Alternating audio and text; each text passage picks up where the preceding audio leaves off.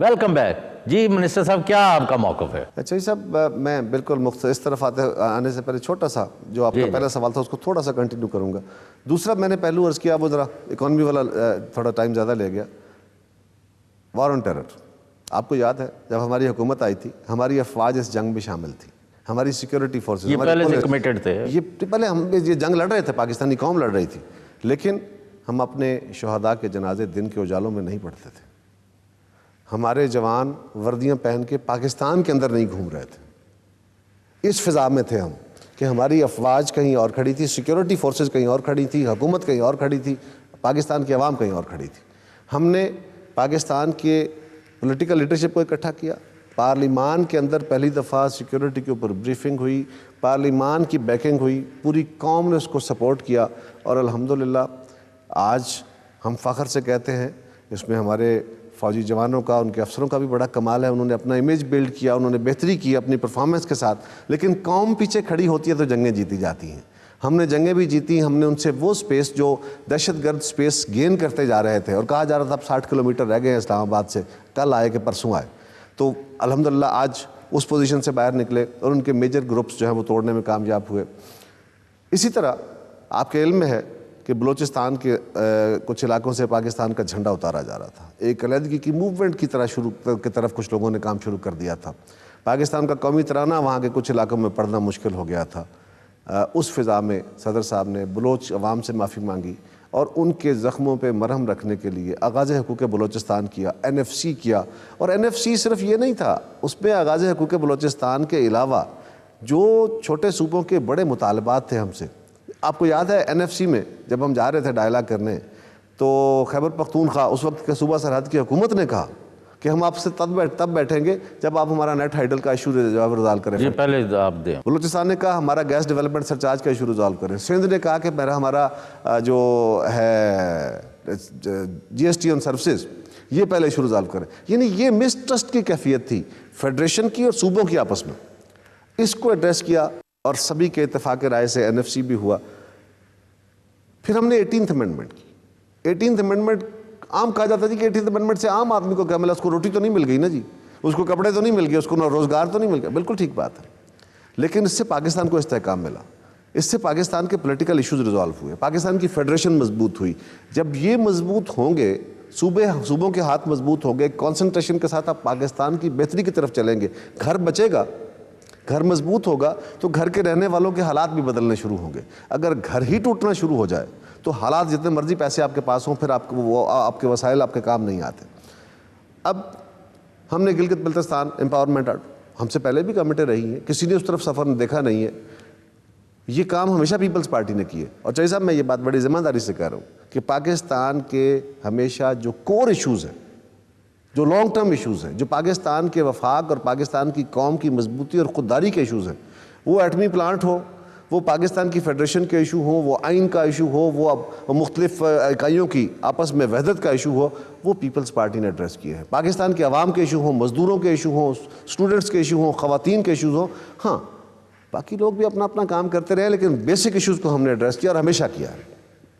یہی وجہ ہے کہ عوام کے اندر باوجود تمام تر قوتوں کے پیپلز پارٹی ہمیشہ آل آڈز کے خلاف حکومتوں میں آتی رہی ہے اور لوگ پیپلز پارٹی کا ساتھ نہیں چھوڑتے.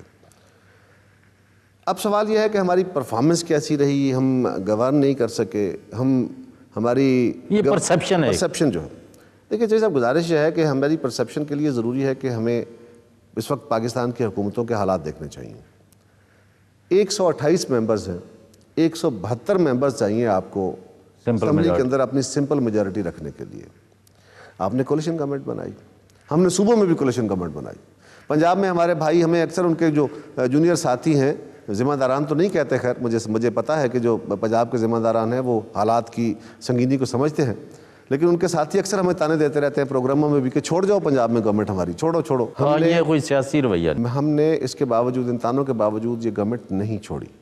اس لیے چوہی صاحب کہ ہم سمجھتے ہیں کہ آج اگر ہم پنجاب گورنمنٹ سے الگ ہوتے ہیں تو مسلم لیگ نواز کے پاس اپنی میجارٹی نہیں رہتی، وہ اپنی گورنمنٹ نہیں بچا سکتے. پھر انہیں اگر پیپلز پارٹی نہیں ہے تو PML-Q کے ساتھ یا تو این بلاک کوئی سمجھوتا کرے، یا پھر وہ PML-Q کے اس بلاک کو جس کو فارورڈ بلاک کا نام دیا گیا لوٹے جو ہیں وہ پارٹیاں توڑ کے پھر وہی پارٹیوں کی تقسیم کا عمل شروع ہوگا جو پورے پاکستان میں میں نے کہا سو کال لوٹے جو ہیں آپ کا بااختیار ہے. میں اس کو یہ سمجھتا ہوں کہ جو بھی نام اس کا ہے. لیکن آپ بڑا وائلڈ کر رہے ہیں لفظ کو. دیکھیں جو صاحب یہ میری برادری کی توہین ہے.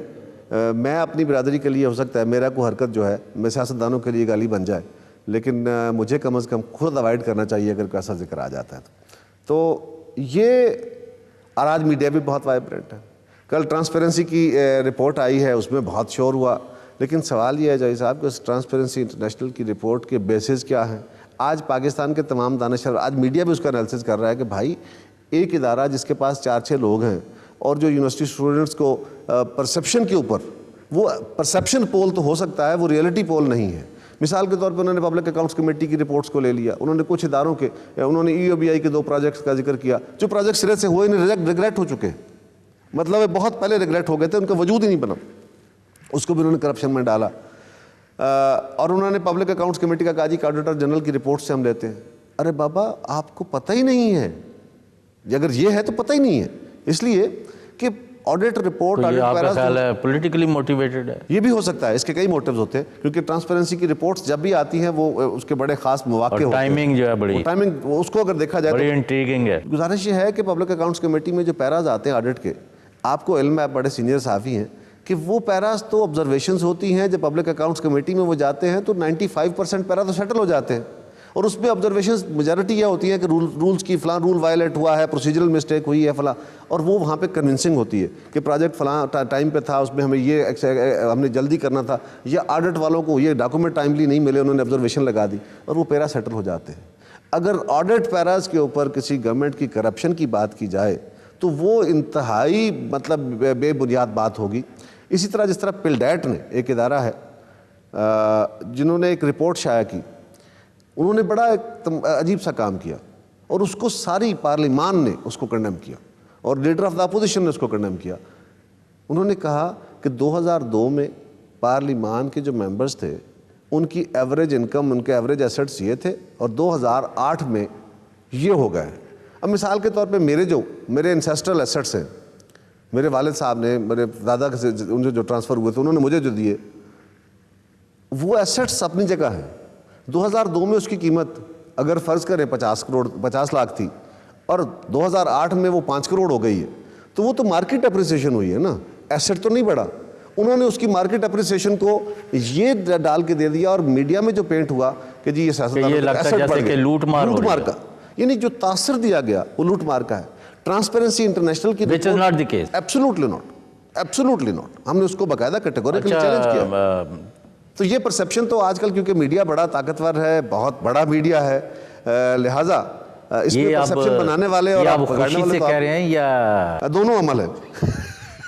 مجھے خوشی بھی ہے اس لیے کہ میں سمجھتا ہوں ایک آزاد میڈیا, ایک ذمہ دار آزاد میڈیا بہت ضروری ہے کسی ملک کے جمہوری رویوں کے لیے. دیکھیں چوہدری صاحب, جمہوریت صرف قانونوں سے نہیں آتی, معاشرے کبھی قانون سے نہیں بدل جاتے. قانون تو ہمارے ہاں بہت اچھے ہیں, قانون کی کمی تو نہیں ہے نا, یہی قانون ہندوستان میں ہے, یہی قانون برطانیہ میں ہے, لیکن بیسک ہوتا ہے جب پبلک اوپینین, لوگوں کا جو رویہ ہوتا ہے وہ میڈیا ایوالو کرتا ہے. آج کے دور میں میڈیا پبلک اوپینین میکر ہے, بڑا میجر رول ہے آپ کا. ہم بھی وہی ہیں لیکن میڈیا کا رول بھی بڑا ہے. اچھا بات یہ ہے قمر زمان صاحب, اس میں آپ کا فیصلہ ہے, آپ چاہیں تو قوم کو اب آپ ادھر سے ذرا واپس آئیں نا میڈیا سے. You come back to the masses, you are a man of the masses. آپ کو لوگ الیکٹ کرتے ہیں, اسی لیے وہاں بیٹھے ہیں. کوئی فوجی وردی پہن کے تو نہیں آیا. وہ لوگ جو ہے نا غریب, جن کی طرف آپ نے ابھی اشارہ کیا, مزدور, کسان, فیلڈ لیبرر, جی کم آمدنی والے لوگ, چھوٹے جتنے محروم اور محکوم طبقات ہیں, پھر انڈر ڈیولپڈ ایریاز ہیں جہاں پانی کا پینے کا پانی جو کئی میل سے لانا پڑتا ہے لوگوں کو, یا ان کو چھپڑیوں سے, یعنی وہ جو پانی اسٹیگنٹ واٹر ہے وہ پینے پر مجبور ہیں, یا کھالوں سے, یا آپ کو پتہ ہے, یو نو دس. ان لوگوں کا یہ آپ پر الزام ہے کہ پیپلز پارٹی نے ان کی 2 وقت روٹی پوری کرنے کے جو ذرائع تھے وہ مسدود ہوتے جا رہے ہیں. مہنگائی اگر چینی کو لے لیں 22 سے 26 روپے کی, آج 85 سے 90 ہے. باقی چیز بھی آسمان کو سے باتیں کر رہی ہیں قیمتیں. جب یہ عالم ہوگا تو وہ آپ کی جو روایتی کانشنسی ہے, بیک بون ہے, peoples party is known for party of the poor. یعنی ذوالفقار علی بھٹو مرحوم کے وقت سے جب پہلا کنونشن سے آج تک ڈاؤن ٹراڈن ماسز کا, خدا کے لیے ان لوگوں کو آپ نے کیا جواب دینا ہے؟ قمر زمان صاحب ان کا مجھے بتائیں, وہ 2 وقت اپنا روٹی کس طرح پورے کریں, اور کس کی یعنی مطلب ہے وہ گریبان پکڑیں, پنجاب گورنمنٹ کا, آپ کا, یا کس کا؟ اچھا جی صاحب, گزارش یہ ہے کہ میں نے پہلے ہی جو آپ کا سوال کا جواب تھا اس میں نے یہ عرض کیا کہ ہم نے وہ فیصلے کیے جس سے پاکستان کے لوگوں کی زندگی میں تلخیاں بڑھیں. لیکن یہ فیصلے ایک پولیٹیکل فورس کیوں کرتی ہے؟ سیاستدانوں کا یہ وتیرہ رہتا ہے کہ وہ اپنے سیاسی نقصان نہیں کرتے, مالی نقصان کر لیتے ہیں. یہ صرف پیپلز پارٹی ہے جو سیاسی نقصان بھی کر لیتی ہے, اس لیے کہ سیاسی نقصان وقتی ہوتا ہے, اور جب لوگوں کو حقائق سمجھ آتے ہیں اور وہ ملک کے لیے فائدہ ہوتا ہے تو لوگ حقائق سمجھ کے واپس اپنی پوزیشنز پہ آ جاتے ہیں. ہم نے اگر پاکستان کی اکانومی کو بہتر کرنے کے لیے سبسڈیز وڈرال کی, جس سے مہنگائی بڑھی, جس سے بجلی مہنگی ہوئی, تیل مہنگا ہوا, جس پہ عام اشیاء کی مہنگائی ہوئی, تو وہ کیا شوق سے کیے, کیا خوشی سے کیے؟ ہمیں تو پتہ تھا کہ لوگ ہم سے ناراض ہوں گے, یہ کیلکولیٹ کر کے ہم نے کیے. تو صدر صاحب نے ایک بات کہی تھی, بڑی خوبصورت بات. ہم اکثر آپ کہہ سکتے ہیں, آپ کا نقطہ نظر ہوگا, ہمارے کچھ ساتھی جرنلسٹ جو ہیں وہ اس بات کو ماننے کو تیار نہیں ہیں. وہ ہمیں بار بار کہتے ہیں صدر صاحب کہ بھائی سیاسی نقصان ہوا تو آپ ری گین کر لو گے, اگر ملک کا نقصان ہو گیا تو ری گین نہیں ہو سکتا. یہ ساری پالیٹکس آپ ملک کے بنیاد پہ کرتے ہیں. تو یہ سارے فیصلے جو ہیں, اس کو پالیٹکس کو بھولو, پہلے ملک کو سٹیبل کرو. پالیٹکس ہوتی رہے گی, ہم نہیں ہوں گے کوئی اور کرے گا, کل ہم پھر آ سکیں گے, نہیں آ سکیں گے سو وٹ. یہ ان کا کانسیپٹ یہ ہے, ملک تو باہر رہنا چاہیے نا. تو وہ فیصلے ہم نے کیے. اب اس سے جہاں تک تعلق مہنگائی کا ہے, کچھ تو چاہیے سب اس میں انٹرنیشنل فیکٹرز ہیں. دیکھیں تیل کی قیمتیں اگر انٹرنیشنلی بڑھ گئی ہیں, کل اگر $42 فی بیرل تھی اور آج جس کے پیٹ میں روٹی نہیں اس کو یہ آرگومنٹس نہیں, وہ ہضم نہیں ہوتے. آپ کی بات بالکل درست ہے, آپ کی بالکل بات درست ہے. اچھا چلیں, لیکن میں اس کے ایکسٹرنل ابھی آپ سی بات چل رہی ہے, آپ مہربانی کر کے پاکستان کے لوگوں کو یہ بتا دیں کہ پاکستان مسلم لیگ قائد اعظم جو ہے, ان کے جو ہمارے دوست ہیں چودھری پرویز لائی, ان کو کب تک آپ نائب وزیر اعظم بنا رہے ہیں اور ان کے ساتھ گورنمنٹ بنا رہے ہیں؟ الفت کی نئی منزل کو چلا تو باہیں ڈال کے باہوں میں, اس کا ہم آپ سے جواب لیں گے apart from the earlier question, لیکن آفٹر شارٹ بریک.